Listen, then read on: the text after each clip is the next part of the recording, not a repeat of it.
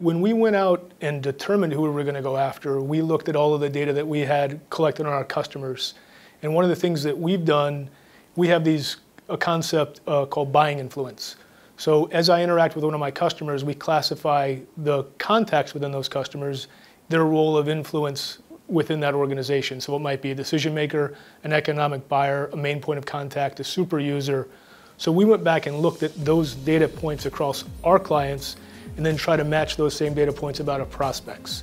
So by basing it on people we were actually doing business with and that were interacting with us, I felt really confident that those were the right titles to go after in those organizations.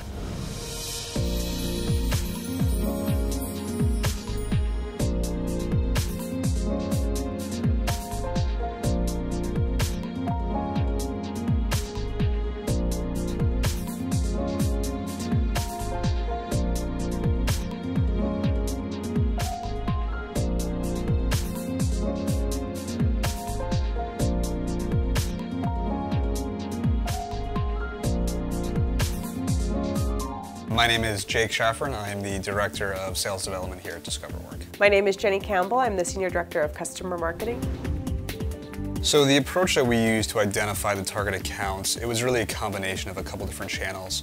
We have our existing Salesforce records, and we looked in there. We have our research team. We also looked at the HR Tech conference to get a sense of what the attendee list looked like, to really kind of hone in as to not only what companies we should go after, but some of the common characteristics. The industry event that's coming up, the HR Technology Conference, was partially an inspiration for these account-based efforts that we decided to do as an organization, because we knew that there was going to be an event where most of these companies would be sponsoring or having some presence at. And so we knew that if these efforts culminated in the timing with that event, that could be something we were working towards. I think there's a total of 167 companies that are exhibiting there, and we looked at that to see which ones would be the best fit for us. The ideal customer profile, it's what do our best customers look like? We kind of drilled into our account view feature to get a better sense of, hey, what's our sweet spot? What are the common denominators amongst the companies who, have the highest ASP, for example? So that would be an ideal customer who has the highest ASP. Likewise, those who have been with DiscoverOrg for a while, that would be another common denominator. I think another big one too is companies that are growing. Companies who are going to this technology show, there's often an interest to grow. We felt like those companies who had something tangible to sell were a better fit than consulting companies.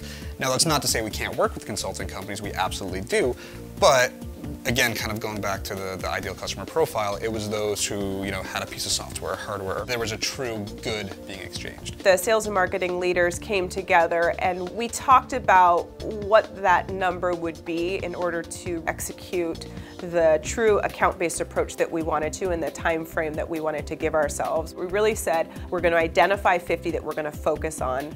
We were really trying to do this the right way. Working in sales, it's hard to say, don't chase this company, just hold off for a second. Like, even though you have a number to hit, we have to kind of hit pause, which is just so unnatural for me.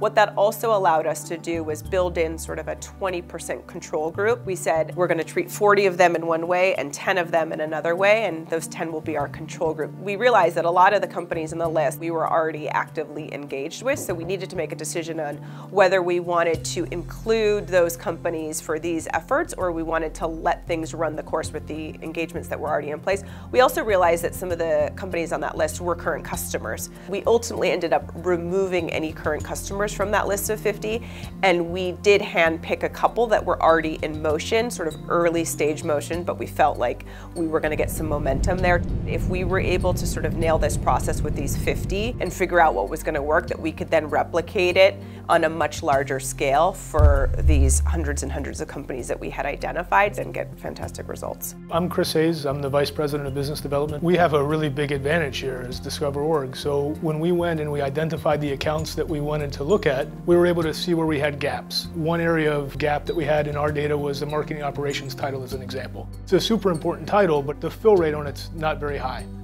So we were able to identify those accounts and those places that we had gaps by those titles. We actually engaged, we call it DiscoverOrg for DiscoverOrg. We had our own research team go out and build out those particular titles within the companies we wanted to go after. When we went out and determined who we were going to go after, we looked at all of the data that we had collected on our customers. And one of the things that we've done, we have a concept called buying influence. So as I interact with one of my customers, we classify the contacts within those customers, their role of influence within that organization. So it might be a decision maker, an economic buyer, a main point of contact, a super user. So we went back and looked at those data points across our clients and then try to match those same data points about our prospects. So by basing it on people we were actually doing business with and that were interacting with us, I felt really confident that those were the right titles to go after in those organizations.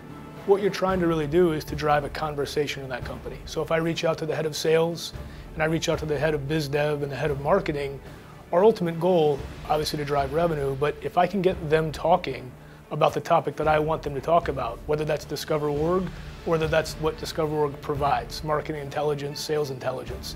If I can get them having that dialogue, and then I can leverage that dialogue when I'm reaching out to them and mention each other's names in that company, it creates somewhat of a friction element within the group. We have to hold ourselves true to this experiment to say, yep, this is what we agreed upon as a group, this is what we're going to stick to, and no matter what the outcome is, good, bad, ugly, this is it. And we'll know how to move forward based on That's right. what we see there.